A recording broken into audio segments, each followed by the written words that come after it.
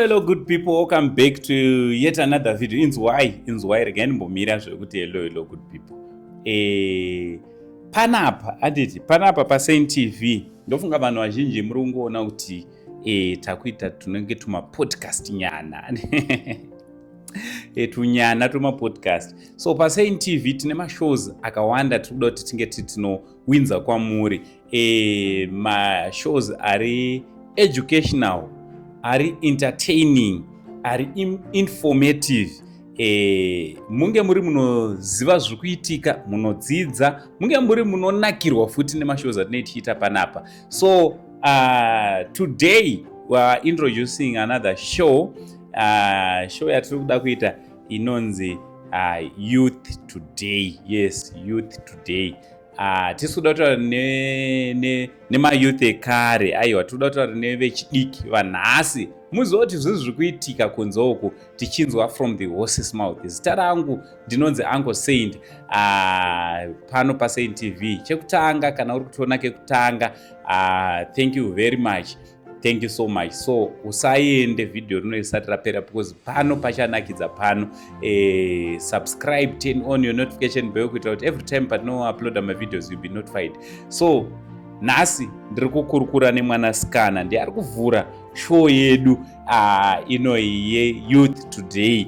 Yes, Youth Today kana Today's Youth tichazoona kuti ogadzisa chiti kudi ipapo. Mwanasikana ari panapa, mwana ane 16 years, ari form 3. Achatiudza kuti anodzidza kupi, ka-background kake achatizivisa. Tochinzwa, toda kumbonzwa kuti vechidiki vanofunga sei. Moziva kuti kazhinji tunoita zvekuvafungira kuti ita so, iye ari kuda kumboitei. Pamuri kumuudza kuti ita so, iye ada kumboitei. So mwanasikana watiri kukurukura naye nhasi,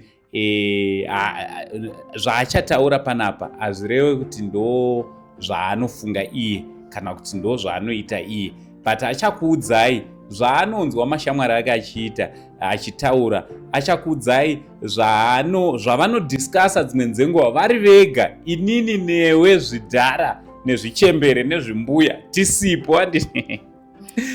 Chelsea, uri sezva? Hello everyone. Ndimbo zvangu. Handiti?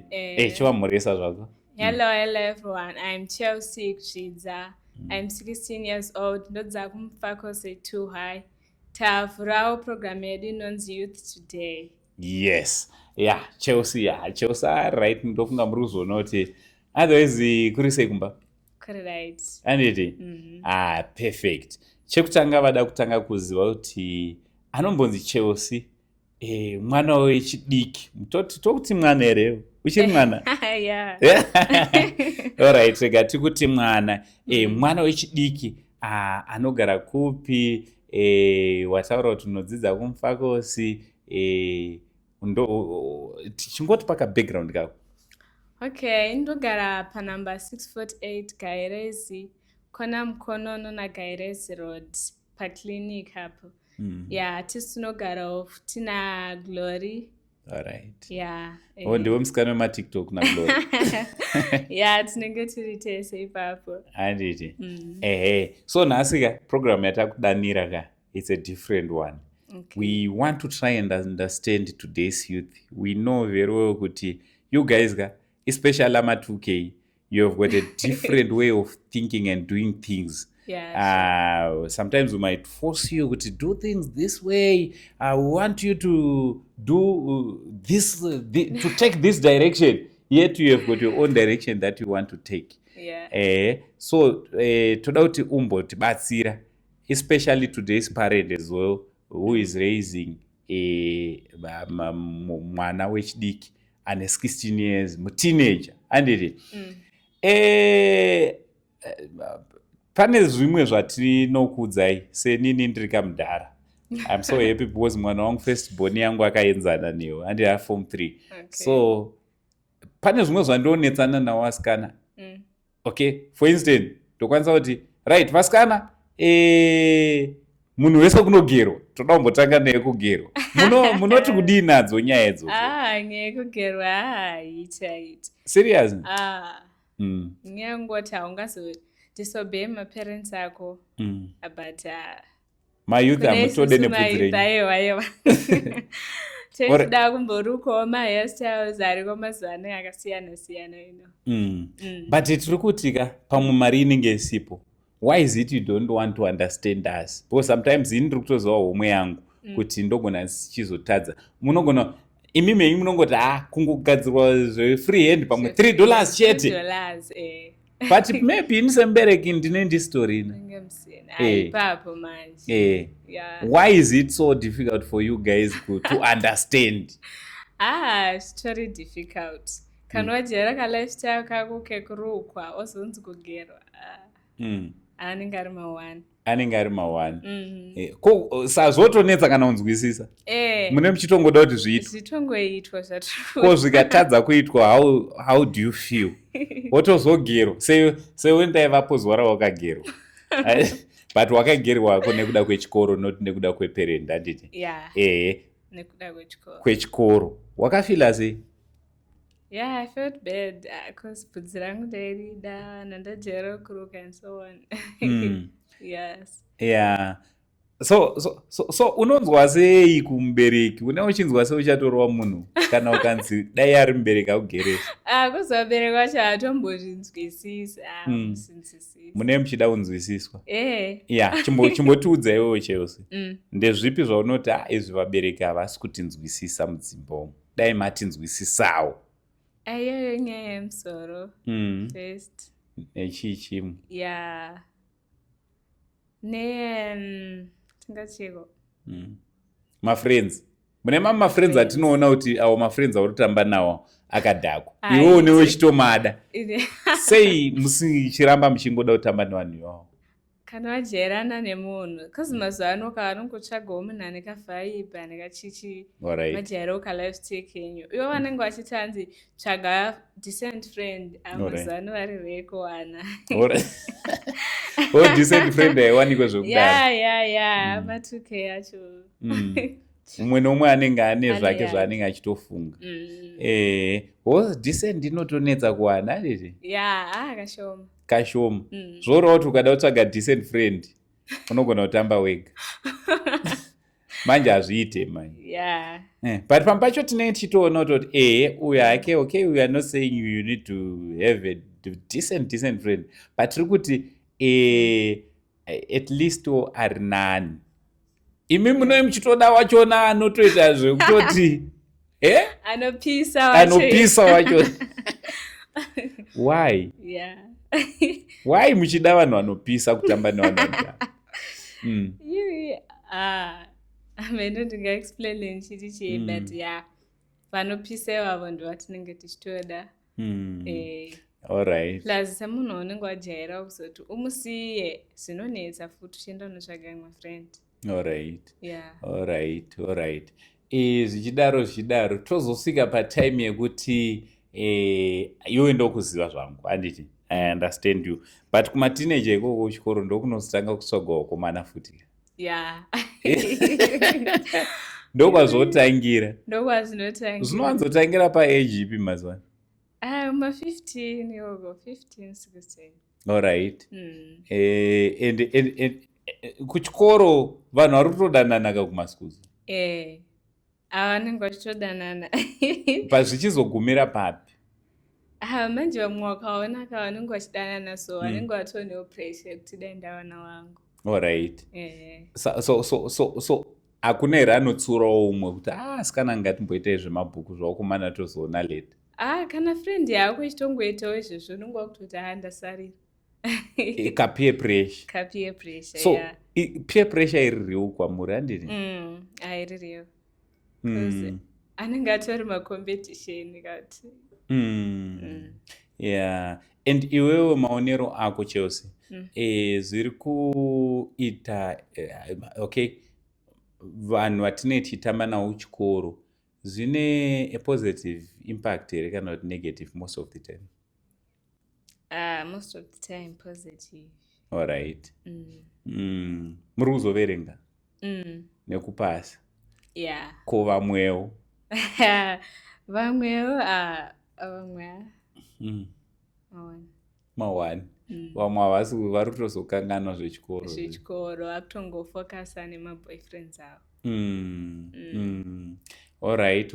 Ndofunga muri ngozvinzwira vana vedu havadi pressure. Muri kuona kuti vana vezera iri why ndadecida kudanirai Chelsea today inyaya yekuti also I'm a parent yemateenagers and ndiri kunotisa zvinhu zvakawanda. Pamwe pachona ndikataura nawo ukatotaura nemunhu anogona kutokuignore. Sei papa kuignore kana munozvifambisa sei mateenagers? Aya kuignore kunotongo zvakawanda kune umwe wakomana vanongoda kungokunzwa so aiwa ndiri kureva kuti kune parent manje kuti nini okay for instance my example yangu inini ndichitaura nevasikana vangu vaya pamba pachona ndokwanisa kutoridza huta pagedhi kundivhurire gedhi poshaikwa kana hwana anouya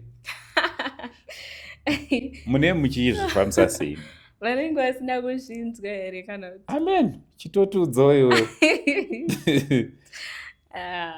kana kuti pane zvine zvichikubhowai and then modecida kunonzi kuita sei kudemonstrate kuti hamdara muri kuti bhowa anengada kuti muone pane zvekuti bhowa okay so guys chimbotinyoreraiwo comment section so tingozoita kaintroduction naChelsea and Chelsea she's going to be helping us to answer some of your questions as parents kuti youth vanombodei chaizvo alright kwazoti nyaya yekuenda out yema-outings ngatimbotaura nyaya yema-outings yekunzi mazoenda out nemafriends munoifarira stereki zvisingaiti tinoifarira kuenda kumaparties out tozvifarira. Alright. Kumapati kune uchitweiko uchimbotrudza kumapati kumapati emateenagers mazuvano mune muchiitei? Pano zvakawanda tichingofarawo pakunwa muchimwe munyuma cold drinks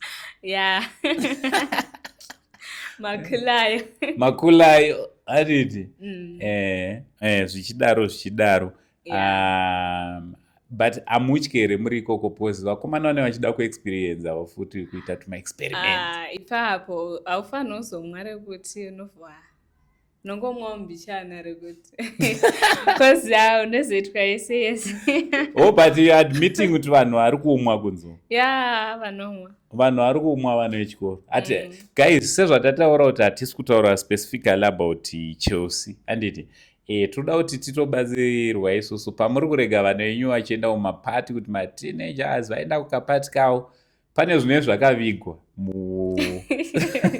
anditi vanhu vari kuzononwa zvamusingade kuti vanwe ndo zvimwe zvezvinhu zvekutoitika its real anditi mai vachatadza ukoko kumapati vachatiti Chelsea ari kutengesa gure anditi kozo padressing ndakaudza vasikana kumba endai motenga zvamoda vanobva vatenga munanotenga kamwe kamini kekuti unotiya omubvunza omuti shamari kamini kakoakao chakapfeka uchienda kusvikanza hairefu iyi zvinhu zvamunoti zvirefu zvinhu zvakaita sei actually maithe mazano anenge vachitedzera hembe dziri mufashion alright most of the times saka anenge ari macompetition ekuti waunonhinga akadai so ngatimbotryawo alright it's all about kuona ipeer pressure kuona plus nematiktok ariko nemachichichi anongashona madressing akasiyana siyana and voda kuti vatozvipfekawo but vabereki vari kuzozvikwanisa here kudzimba mamini mamini havamatambire zvavo alright havazvide kuzvinzwa but hamusi kuita here dzimwe hembe dzekuti motoziva kuti iyi kumba inopisa then mozvitenga zveimochengeta muchizopota muchipfeka maamega anditi bcause Chelsea ndinoda kuudza chokwadi muna December pandaifamba pachristmas ndainatsoona kuti iyi hembe imwe inenge yakapfekwa nemwana mutauni iyi haana kubva akaipfeka pamberi pemubereki zviritori kwanditi zviriko endewo nitozowa umwe wekutoti noitozowa toti ane hembe dzakawanda dzisingazivikanwe pamba dzisingazivikani tikanoda kumbobudawo paipe ndipo unozopfeka savanozodzipfekera kupi dzinogona kungotakura even mukahandbag kana kabhegi keke dzonochinjirwa kuari kuenda kuchinja hatizoshai hanzi kokuchinja hakuzoshayikwi so guys ndofunga muri kungozvinzwira vana vedu vari kuvhura hombe uku hanzi tinogona kutobuda takatopfeka dzacho dzamunoda kuti tipfeke but kwatiri kuenda chaiko chaiko kwatiri kunosvika tinonosvika tatozvichinja zvese tapfeka dzedu dzatinoda so uri kuda kutiwo kudii kune maparents maguardians out there vari kuraisa kana kuti vanotarira mayouth ndoda kuti vasanyanya kupa mapressure youth stereki cause mayouth kazhinji kacho vanenge vachidhilawo necompetition kuti nenge akazodaiso nenge akazodaiso so zvinozokonzera futi ma-early child marriages kuti ndikaenda maybe kuna nhengi zvandinchida zvese nenchiitirwa zvandichida kupfeka nenchipfekerwa maybe but sei papapapapa kune vanototaura zvemarriage here vachiri kuchikoro serious 15-16 years zvotodiscusswa allright sadzinenge chitaurwa chinzi kudii manje nyedza asi vava kudanana nakomana maybe vane mota and stuff vanenge vakutoda marriage because vanenge vanoti apa pane bag so varipo mayouth vamwe vari kupesa vatozoenda unogara nemunhu achitotiza kumba kanototizira chaiko otononzi ave mining but mamarriages acho ari kuzolast here mayouth akashoma last vachiri vadiki stereki handiti kozoti anaboys vari kuwanawo here vanovatiza vechidika pane vari kutozotizirana vari vega oro zvishoma zvishoma boys rine mota chete ndo riri kutora tumabhegi vasikana vanoda mari kabhegi stereki asi vasikana vanoda mari vazhinji vanoda mari serious handiti ofyo pakangonurira petrol ukangomudza kuti aiwaiwo motikari ndotoku kana ukamudza kuti handadhata achiisa ndingwati zvangu zvabho takanzwa futi neumwe achinditi hanzi ukazotonge uri mufesa neiphone futi zvinotowedzera value zvinowedzera singaiti handiti so these are some of the things zvikuita kuti tirasikirwe nevana vedu today we are discussing nemwanasikana this is my daughter anonzi Chelsea I've decided to bring her here so that we can hear zviri kufungwa nevechidiki isusu tinovapa pressure yedu and we want them kuti vange vari vanoita zvakanaka but ivo vane pressure yavanopana nawo vari vega pachavo and some of the pressures vanopesa vatozoita give in votozotorwa nezvinhu zvisina maturo so Chelsea tipedza zvedu ndoda kuti umbopawo advice kune maparents wozopawo advice kune today's youth okay kumaparents ndingopawo advice yekuti musinyanye kupa vana pressure stereki sometimes kutoteerera advice yavo cause vanozopedzisira kuita zvimwe zveshe kumayouth hatifanira kumhanyidzana necompetition kuti ningadai so neni ndatosarira focus iwewe time inozosvika yekuti zvese zvaunoda chaitika even nyaya yekurukwa unenge wakuzorukisa wega musoro wako mastyles akawanda allright girl child pachikoro uri kutowo kudii panyaya yechikoro mutoti kozi vakawanda kuchikoro kunoitwa zvakawanda even madrugs chichichi ndokwakatowandira ikoko saka panoda futi kunamata munhu anonamata unokwanisa kuzvidzora kumuyouth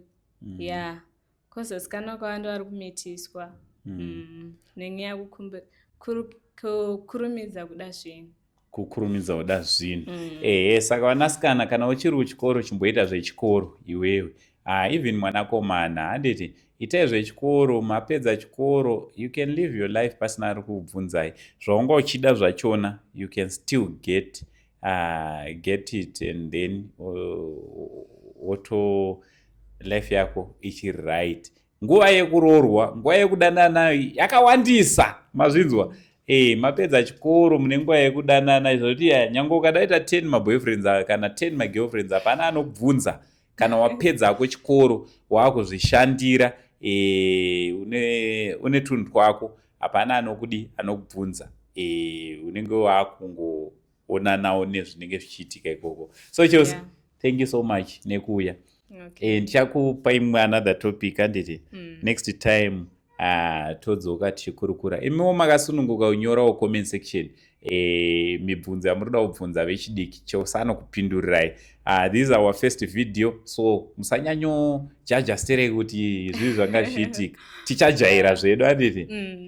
I will be inviting some more youth on this program today's youth, so that you can hear kuti tinge tiri tinogona kuconnecta nevana vedu vari kukura, tinge tiri tinobatsirana navo, tizive kuti ndapi maareas avanoda kubatsirwa nawo, isusu zvotibatsira kuitira kuti ramangwana ringe riri rinenge rakajeka. Mangwana tizive kuti tiri kugadzirawo mubereki wamangwana, tiri kugadzirawo a leader watomorrow, tiri kugadzirawo amai vamangwana vachazorambawo vachiita pass on the baton stick kune the next runner. Handiti zita rangu ndinonzi Uncle Saint on this program Today's Youth, where we were discussing where we were introducing the program together with Chelsea, mwana wangu ane 16 years.